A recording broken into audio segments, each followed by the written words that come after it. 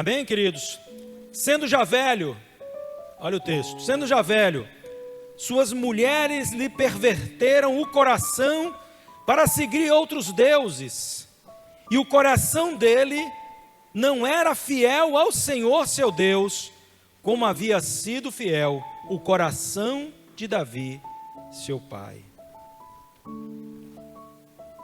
Você sabe que nós vivemos em uma geração que traz uma marca cultural, entre outras coisas tão ruins e pejorativas, da infidelidade.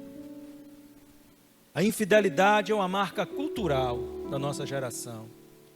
As pessoas, elas se tornaram infiéis a princípios que regiam uma sociedade. Basta você olhar como estão as relações hoje desgastadas pela infidelidade. E não estou falando só do âmbito conjugal. E essa é uma área atacadíssima por essa cultura que inverte os valores e os princípios da palavra de Deus. Entenda como é que a coisa funciona, ó. O diabo, ele nos ataca através da cultura. Ele nos ataca através das ideologias. E parece que ser infiel hoje a tudo é uma coisa normal, uma coisa natural. Por quê? Porque é um traço cultural. Você não precisa ser fiel ao seu cônjuge. Você pode ter uns casinhos aí por fora, que dá tudo certo. As pessoas se tornaram infiéis aos seus amigos, nas suas sociedades. A gente vê essas histórias aí todos os dias sendo contadas. Fulano que me roubou, fulano que não foi comigo como, sabe, a minha expectativa de ser uma pessoa séria, de ser uma pessoa certa. Infiéis nos acordos, nos contratos. A pessoa está lá assinando, colocando ali a sua assinatura no contrato, dizendo, eu vou cumprir isso aqui. Mas não existe tal intenção no seu coração, nem na sua mente. Nós estamos vivendo uma geração de pessoas infiéis. Infiéis a tudo. Agora, isso tem um agravante muito grande, quando esta cultura, ou quando este traço da cultura atual, ele penetra na igreja. E às vezes, pessoas que não se permitem ser discipuladas, orientadas. Às vezes, você olha pessoas dentro da igreja e a gente vê traços de infidelidade na vida das pessoas, não é? Olha se não é assim. Às vezes você vê escândalos aí fora. Porque pessoas que vivem na congregação, na igreja, elas estão assim, nas mesmas práticas que nós condenamos, que não somos nós, mas a própria palavra de Deus as condena. Então a gente está vendo o número de divórcios dentro da igreja, incrível, divórcios causados por infidelidade conjugal.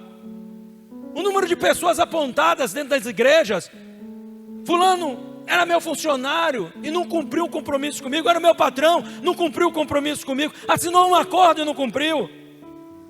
Nós estamos vendo isso. São pessoas que não se permitem discipular, porque você pode entrar na igreja da forma que for, o que você não pode é continuar dessa forma. Nós temos que ser transformados de glória em glória na imagem do Senhor, como diz a palavra, né? É assim que nós devemos viver, uma transformação diária, uma transformação diária, no dia a dia, cotidiana. Agora entenda, né? Por que a gente está construindo essa introdução aqui? Que é para chegar onde a gente quer chegar. Porque com certeza você tem visto pessoas infiéis. Sem falar o traço de infidelidade que muitas vezes se aplica em relação à própria igreja. E no final das contas, sendo infiel a tudo isso, você é infiel em primeiro lugar a Deus, aos princípios de Deus. Pessoas que são infiéis às suas congregações, infiéis aos seus dízimos, às suas ofertas, não é verdade? Infiéis ao seu chamado, infiéis à missão que Cristo lhe confiou. Pessoas que vão desenvolver alguma coisa para o Senhor dentro da casa de Deus, daqui a pouco aquilo, sabe, para ela tem pouca importância. Tudo isso é um traço de infidelidade na vida dessas pessoas. É ruim de admitir, não é? Mas é a verdade. Então essa infidelidade, ela tende a crescer à medida que este espírito anticristão se dissemina no mundo afora. E essa cultura que caracteriza aí a sociedade, ela vai se adentrando nas igrejas. E o problema é a rebeldia de corações que não permitem ser, sabe, ensinados, moldados pela obra do Espírito Santo, pela palavra do Senhor. Então os problemas, eles vêm acontecer aqui dentro. Dentro das congregações, dentro das igrejas. E às vezes nós dizemos, né? O que somos, né, infiéis? Sabe que o povo de Israel também era assim. Olha lá o livro de Abacuque, como por exemplo, quando se trata de dízimos e ofertas, né, que é apenas uma coisa aqui, talvez não a mais relevante, obviamente, mas o que é que diz lá? E o povo diz assim: Deus, o que é que nós estamos roubando do Senhor? O que é que nós estamos sendo infiéis a Ti? Ele diz nos dízimos e nas ofertas. E o povo disse: uau! Parecia tão insignificante. Como eu poderia pensar que isso era tão relevante para Deus? Mas não é, a relevância não está no dinheiro. Está na obediência do seu coração, na sujeição à palavra e à vontade de Deus. É disso que nós estamos falando. É de sermos submissos a isso. É de sermos fiéis aos princípios da palavra de Deus. E um outro grande problema que nós encontramos, né, é essa cultura também da relativização, porque na atual geração tudo é relativo, a beleza é relativa, os valores são relativos, tudo se relativiza. A família é algo maravilhoso, depende. O que é bom para você não é bom para mim, o que é belo para você não é belo para mim. Ou não é assim que você tem enxergado as coisas acontecendo, né? Agora, no nosso contexto espiritual, muitos tendem a querer ser fiéis às doutrinas e princípios que lhes convém. Então tem gente que diz assim, ó, pastor, pode ver aí, ó, todo mês, meu dízimo, minha oferta estão lá. Eu sou 10 aí, ó, você pode olhar aí, todo mês. Bota meu nome lá com letras garrafais, hoje transfere, né? Glória a Deus. Amém. Você está servindo a Deus. Mas e as outras coisas? Você tem sido fiel ao compromisso da casa de Deus, à visão da igreja do Senhor aqui? Você tem sido fiel ao seu chamado, à sua comunhão com Deus, à sua busca ao Senhor? Você tem sido fiel a isso?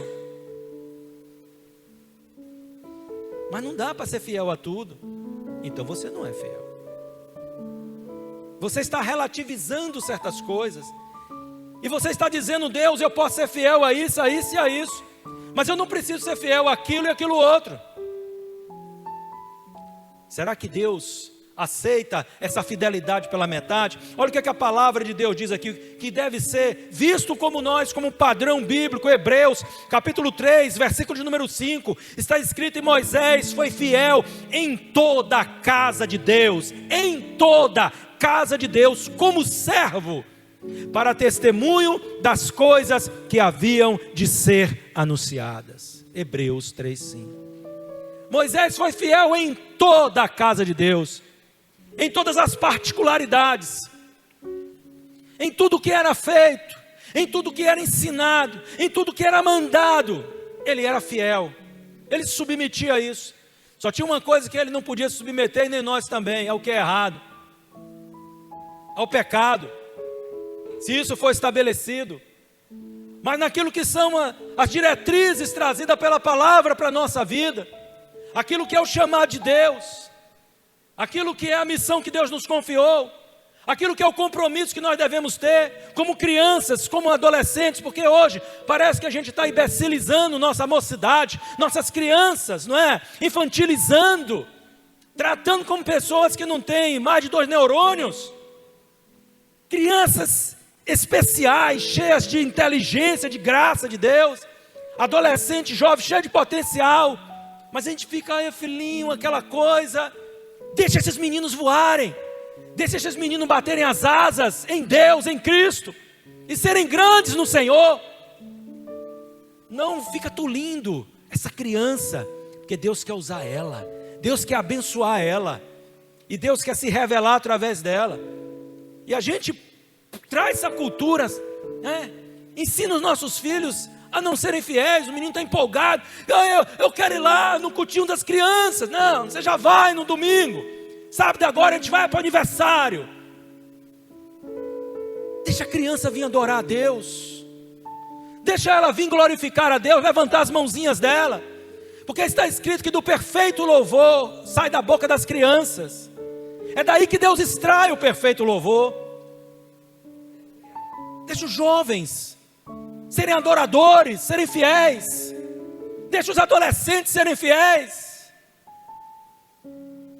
Deixa eles virem buscar a Deus, pregar o evangelho, participar das células, fazer a obra do Senhor, louvar aqui, se derramar na presença de Deus, cair no chão.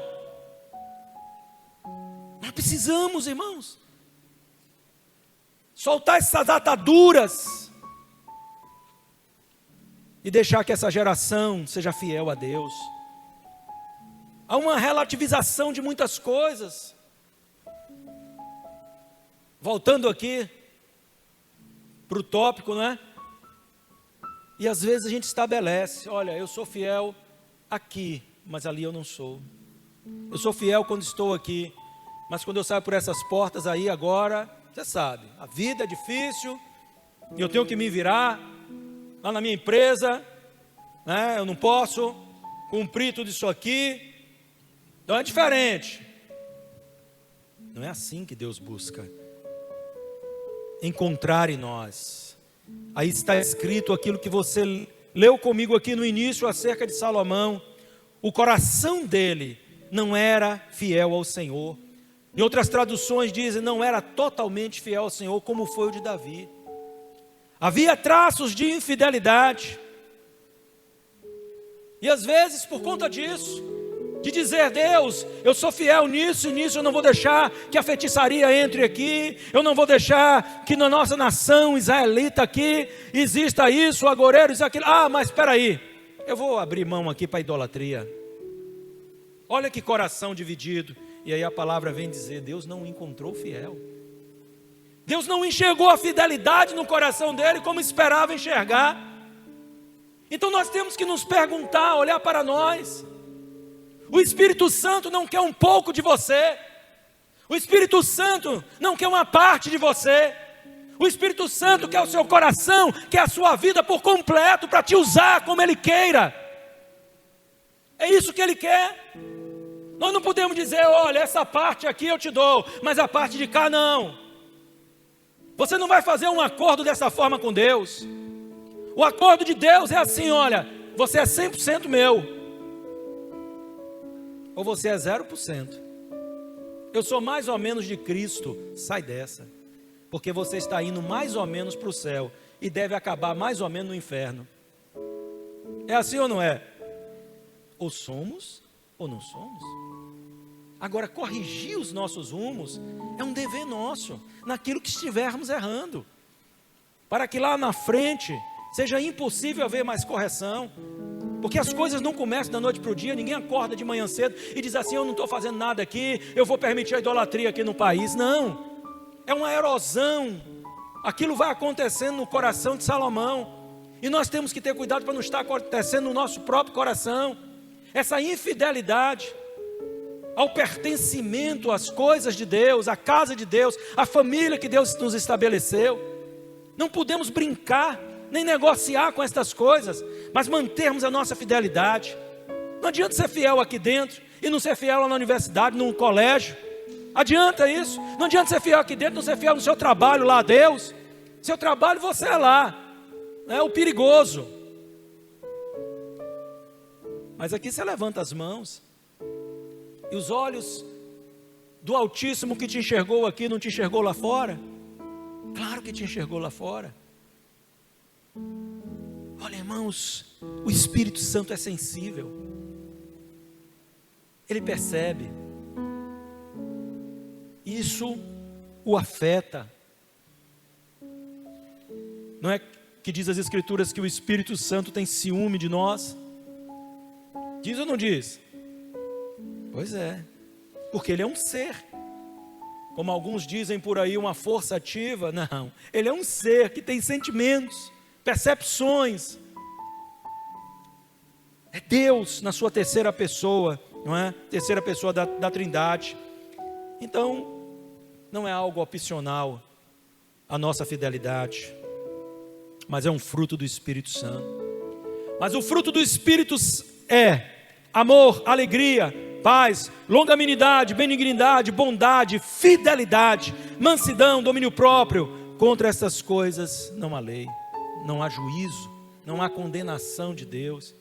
Então a fidelidade é parte desse fruto, e ela precisa estar na sua vida e no seu caráter. Você não pode ser ocasionalmente fiel, você tem que ser sempre fiel.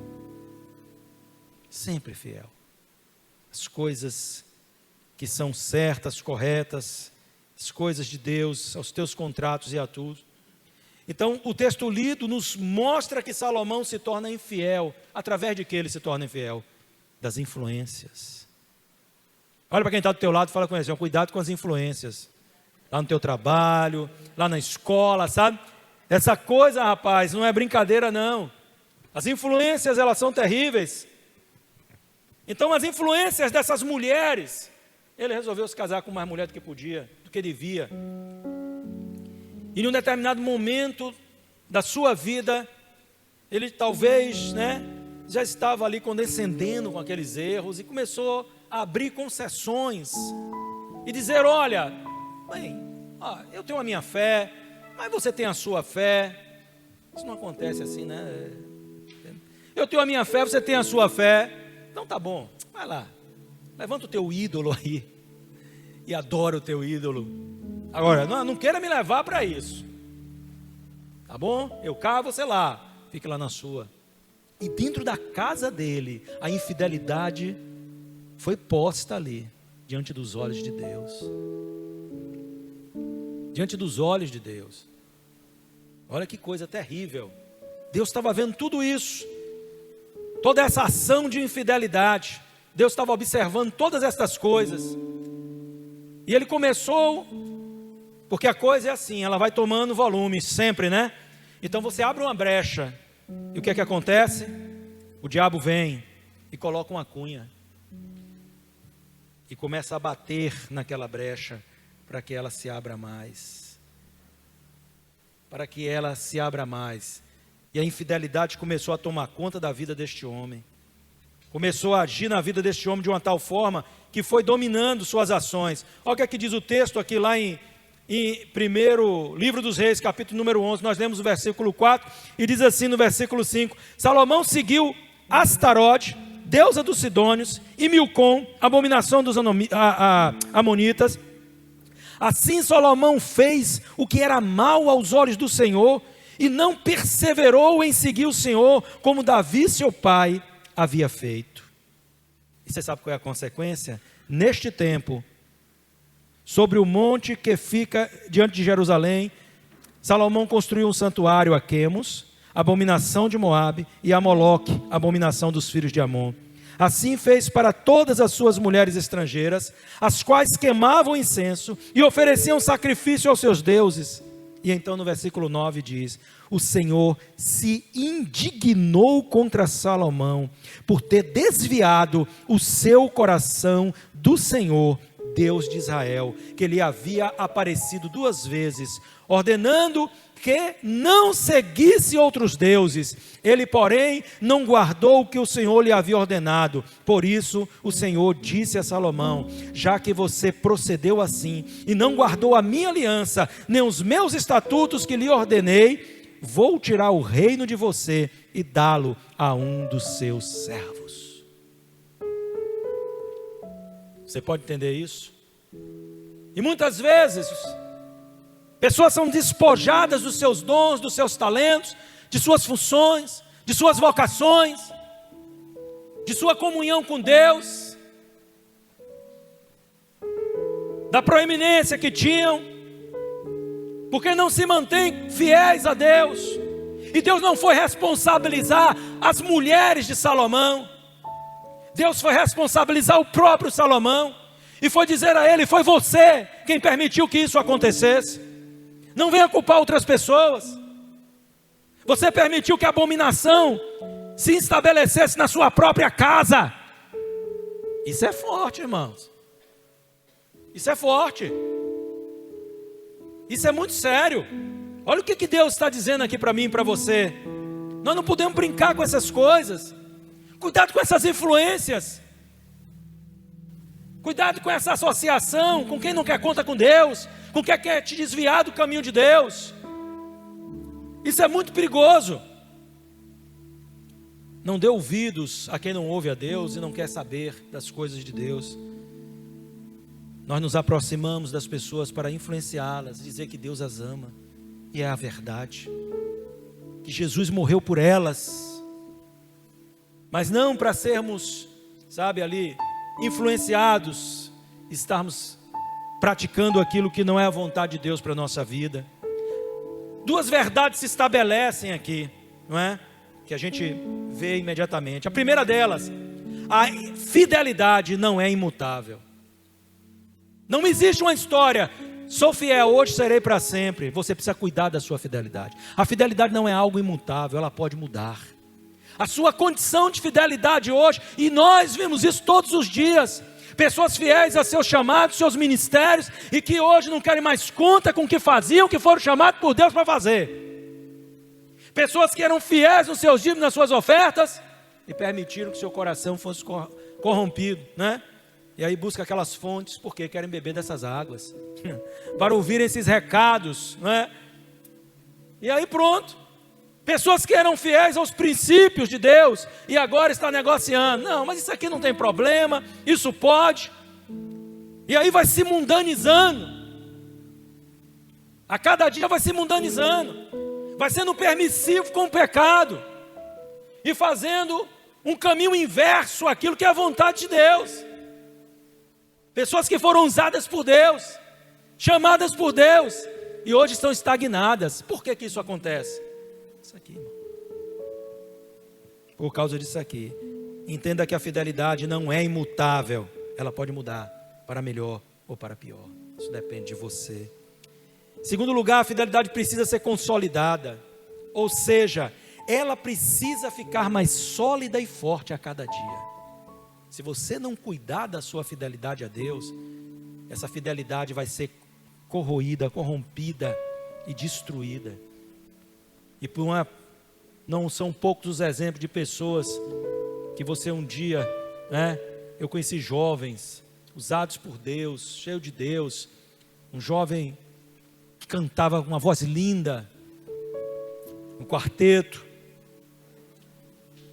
fazia duetos, fazia solo.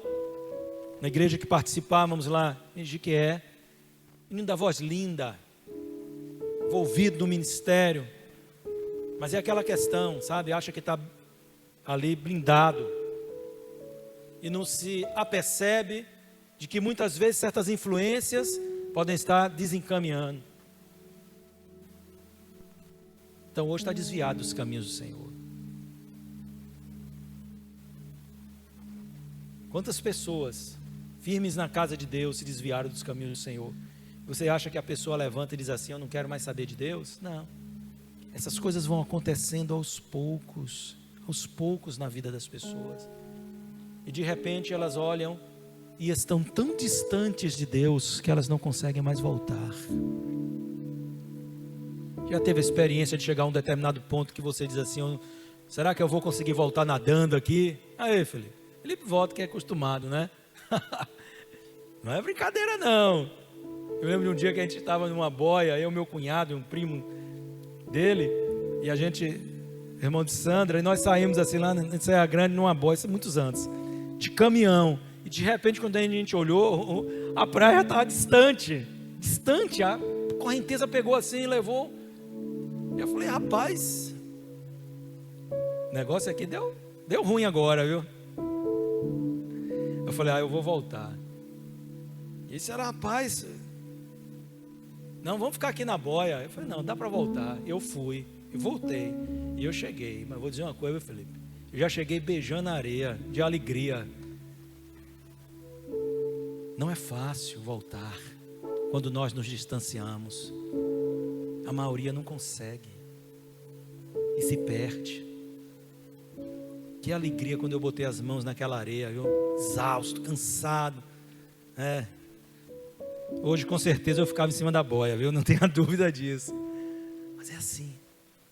Às vezes a distância ficou impossível de ser percorrida por nós de volta agora. Nós precisamos cuidar da nossa fidelidade a Deus. Então a pergunta é, como que eu vou consolidar a minha fidelidade? Olha aqui, eu trouxe uns exemplos para que a gente pudesse ter assim um norte, sabe? Um norte bíblico em relação a estas coisas, no exemplo da vida de algumas pessoas. E vou ser rápido contigo aqui. Eu quero falar sobre 3 personagens bíblicos. O primeiro é Noé. A sua fidelidade é consolidada na fé e no temor que ele tinha a Deus. Olha, a fé manteve fiel a voz que ele ouviu. Quem foi Noé, gente? Noé viveu um tempo em que aquela geração, as pessoas que habitavam na terra, elas haviam se mundanizado tanto, o grau de iniquidade era tão alto, que Deus não suportou aquilo. A medida da graça de Deus ali se encerrou. Olha aí, Deus disse, eu vou destruir toda a humanidade. Mas então ele olha para Noé, e ele disse, mas esse daqui dá para salvar. Esse daqui é fiel.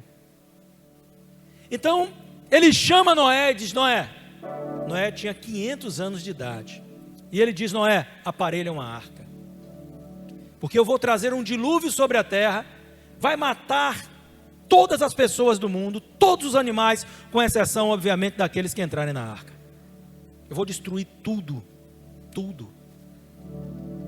Então Noé começa a construir uma arca, que foi dado mediante um projeto, e ele leva 100 anos construindo aquela arca. 100 anos. Imagine. Aleluias. 100 anos crendo em uma voz que ele ouviu um dia, falar aos seus ouvidos, e dizer a ele, eu sou o Deus dos teus pais, constrói uma arca, porque eu vou destruir a terra com um dilúvio. E 100 anos ele levou ali fazendo aquela arca, sendo zombado, pregando as pessoas, se arrependam, Deus vai destruir tudo. E eles sorriam, e eles diziam, rapaz, você está louco, rapaz, que história é essa? Onde é que você colocou isso na cabeça? Onde é que você já viu isso? Uma chuva que vai inundar tudo, que vai destruir tudo, chove aí direto, onde é que você vê essa destruição? Onde é que você vê um dilúvio desse? Onde é que você vê uma coisa dessa? Você está louco, rapaz? E 100 anos ele permaneceu fiel. Por quê? Porque creu no Senhor, porque acreditou que aquele que falava, aquele que falou aos seus ouvidos, ele verdadeiramente era o Deus a quem ele temia e a quem ele servia, e ele seguiu a orientação da palavra de Deus e o manteve fiel à sua fé. Olha como as coisas são, não é verdade? Moisés não tinha uma fé circunstancial. Moisés não, Noé, claro, nós estamos falando aqui, não é? Noé não tinha uma fé circunstancial, mas como um estilo de vida. E por 100 anos sua fé o manteve fiel ao propósito divino. O texto em Hebreus diz o seguinte, versículos 6 e 7 do capítulo 11, de fato, sem fé é impossível agradar a Deus, porque é necessário que aquele que se aproxima de Deus creia que Ele existe e que traz recompensa aos que buscam. Pela fé, Noé, divinamente instruído a respeito de acontecimentos que ainda não se via, e sendo temente a Deus, construiu uma arca para a salvação de sua família. Assim ele condenou o mundo e se tornou herdeiro da justiça que vem da fé. A fé tem um poder de consolidar a nossa fidelidade a Deus, quando andamos por fé e não por vista, porque quem anda por vista desiste. que anda por circunstância, desiste. Se não vê acontecer logo, diz: olha, isso é doideira, eu não acredito mais nisso, eu não creio mais nisso. E negar a fé é uma postura de quem é infiel, irmãos. A palavra de Deus diz: o justo viverá da fé, e se ele retroceder, minha alma não tem prazer nele. É assim ou não é? Então não negue a sua fé jamais. Permaneça firme no propósito de Deus. Nós estamos aí, olha, Jesus vai voltar, Jesus está voltando, prepara-te. E sabe o que é que muitas pessoas dizem? Eu ouço isso desde que eu era criança. Eu já ouvi isso demais. Eu já ouvi falar disso. E isso corrompe a fidelidade deles. E é por isso que está lá a parábola das 10 virgens. 5 prudentes e 5 o quê? Imprudentes. Porque o noivo demorou. E sabe o que elas fizeram? Olha, a lâmpada eu vou deixar aqui, mas esse negócio de estar abastecendo lâmpada, eu sei lá, nem sei se esse rapaz vai voltar. Esse sujeito fez esse compromisso, sei lá se ele vai voltar. Até que um dia, inesperadamente, eles ouviram uma voz: eis o noivo sair ao encontro dele. Caramba! Aquelas 5 virgens imprudentes saíram, mas então elas lembraram, disseram: e o óleo? Dai-nos do óleo de vocês, para que a gente possa abastecer a nossa lâmpada. E as 5 virgens prudentes, né? Disseram o quê? Negativo. De jeito nenhum. Corre atrás do prejuízo, amiga. O negócio é sério com Deus, viu? Elas entraram no repouso do seu, no ambiente de noivado? Não. Bota isso na sua cabeça. Viva por fé e não por vista. Não deixe de crer nas promessas de Deus.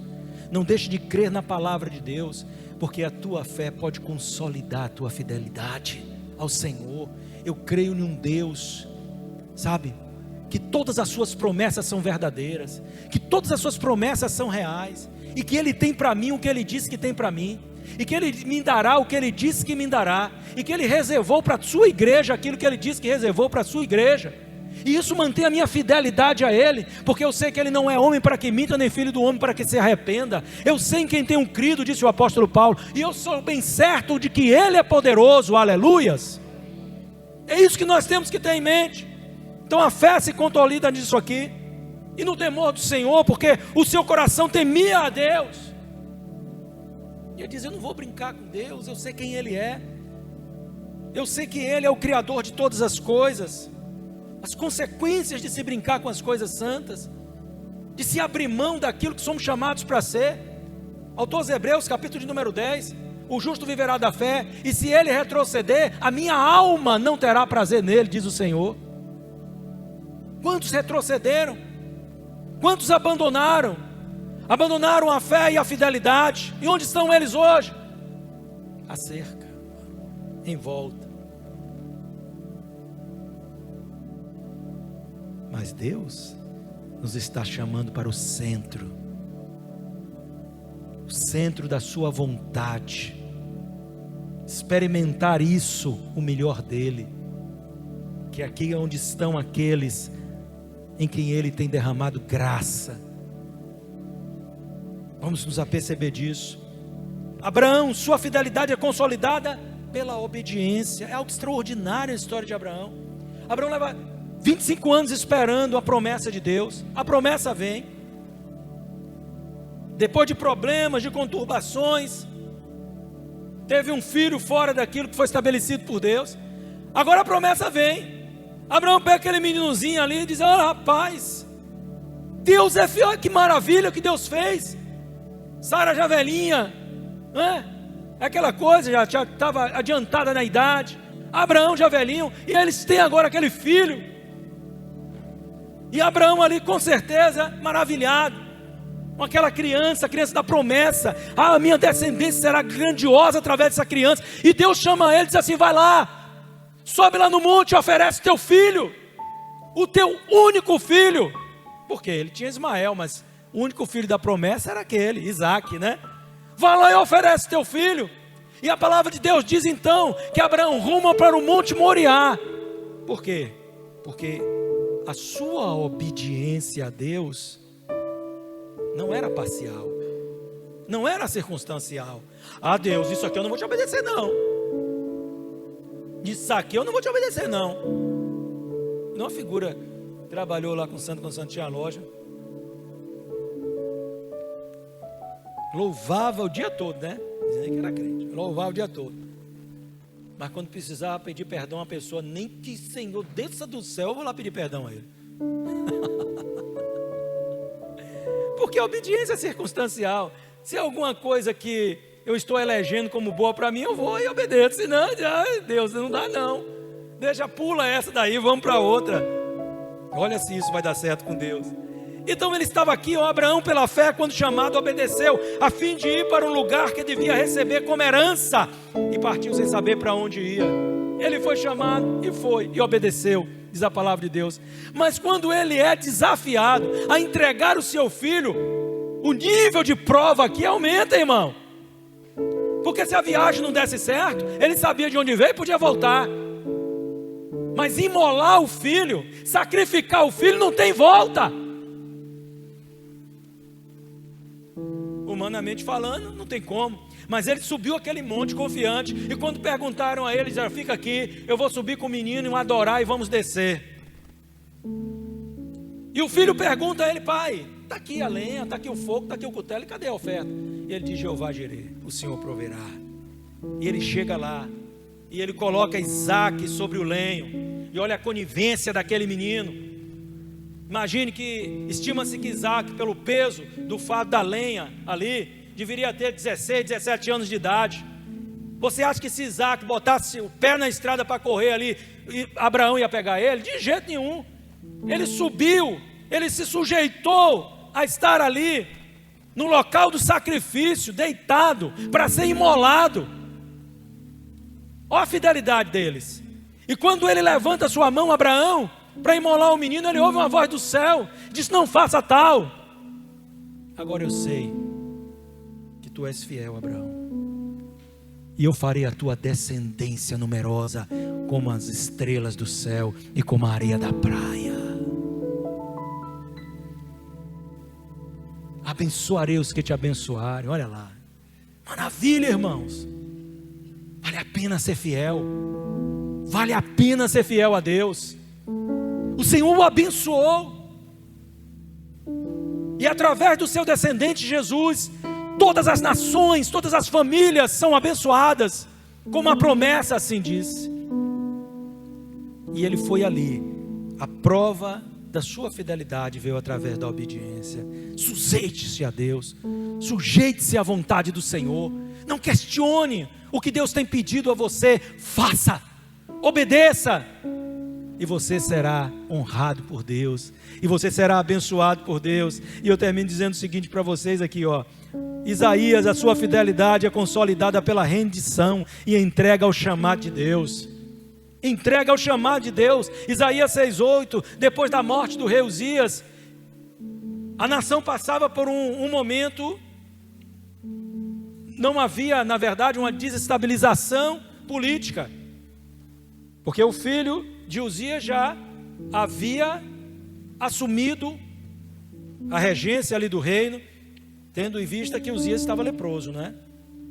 Mas ele foi um grande rei. Foi um tempo de pesares, um tempo de incertezas, porque se iria respeitar ao seu filho como respeitava ao pai. Então não ano da morte do rei Uzias é um ano que marcou. Tanto é que é um registro histórico. E Isaías se refere a isso. Ele diz: neste ano eu vi o Senhor assentado num alto e sublime trono. Olha só, que visão dentro do templo. E ele disse: olha, e as orlas da sua veste cobria todo o templo. Os serafins estavam por cima dele e diziam uns aos outros: santo, santo, santo é o Senhor dos exércitos. Toda a terra está cheia da sua glória. Então ele entendeu a sua situação. Ele viu que ele era um miserável pecador. E ele disse: ai de mim, porque eu vou sucumbir? Porque eu sou uma pessoa de lábios impuros e habito no meio de um povo de impuros lábios. E os meus olhos viram o Senhor, o Rei da glória. E a palavra de Deus diz então que um serafim tira com um tenaz uma brasa do altar e toca nos lábios dele, diz: a tua iniquidade foi purificada e o teu pecado perdoado. E então ele ouve uma voz que diz: a quem enviarei? E quem há de ir por nós? E ele diz: eis-me aqui, envia-me a mim. Você sabe que aqui não houve um acerto de conta, né? Senhor, quanto é que eu vou ganhar? Quantos dias eu vou trabalhar por semana? Senhor, e papai e mamãe? Senhor, e minha família? Não, ele se rendeu a Deus. Ele disse: eu estou aqui, Senhor, usa a minha vida. Usa a minha vida. Essa fidelidade foi consolidada na entrega. Usa a minha vida, eu quero ser um instrumento de louvor ao teu nome. Você quer consolidar a sua fidelidade? E eu vou lhe dizer porque você precisa consolidar a sua fidelidade. Final de Apocalipse, no Apocalipse capítulo 2, verso 10, no final do verso 10, Jesus diz o seguinte à igreja em Esmirna: sê fiel até a morte, e eu lhe darei a coroa da vida. Você não pode ser fiel por um tempo e dizer: este vai ser um ano em que eu serei fiel a Deus, mas o ano que vem eu não sei. Vai depender das circunstâncias. Olha, esse mês eu serei fiel a Deus, mas para o mês, vamos ver o que é que vai acontecer. Deus está dizendo a você nessa manhã: a sua fidelidade precisa ser consolidada. Dia a dia, você precisa trabalhar nisso. Você precisa viver uma vida que estruture a sua fidelidade. E a sua fidelidade vai levar você até a glória eterna em Cristo Jesus. Amém? Vamos nos colocar em pé.